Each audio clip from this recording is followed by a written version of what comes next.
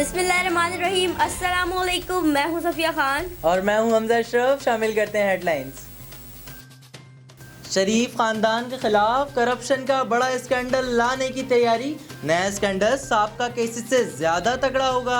शहबाज शरीफ और मरियम नवाज के अकाउंट्स में लाखों डॉलर्स मुंतकिल हुए।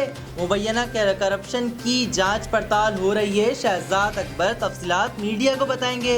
वजीर आजम ने कोर कमेटी के इजलास में साफ साफ कह दिया, करप्शन के खिलाफ कौम को मालूम होना चाहिए कि मईशी तबाही के जिम्मेदार कौन हैं।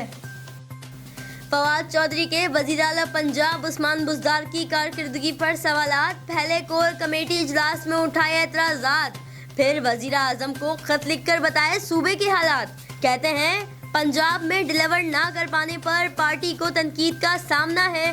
वफाकी वजीर की वज़ीर आला की सवाबदीदी फंड्स पर भी तनकीद। कहा वज़ीर आला बादशाह बने हुए हैं, वजीर आजम नोटिस लें।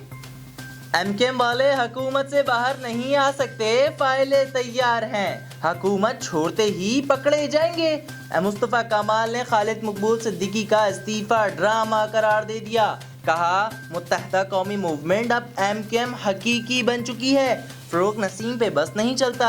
आमिर खान अमीरुल हक को वजीर बनाना चाहते हैं। ख्वाजा इज़ारुल हसन ने इल्ज़ामात को मुस्तरद कर दिया। कहा हम सिंध के हिस्सेदार हैं, अपना हिस्सा लेंगे। हुकूमत ने एमकेएम को बनाने की कोशिशें तेज कर दी। हुकूमत और अपोजिशन के दरमियान चीफ इलेक्शन कमिश्नर और अरकान के नामों पर इत्तफाक ना हो सका। वजीर आजम इमरान खान ने शहबाज शरीफ को खत में मजीद 3 नाम तजवीज़ कर दिए।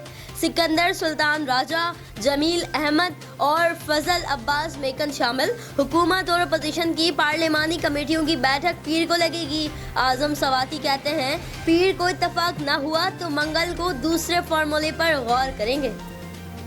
महंगाई की चक्की में पिसने वाली आवाम के लिए 2 वक्त की रोटी भी मुश्किल हो गई। कराची में आटा 68 रुपए फी किलो फरोख्त होगा।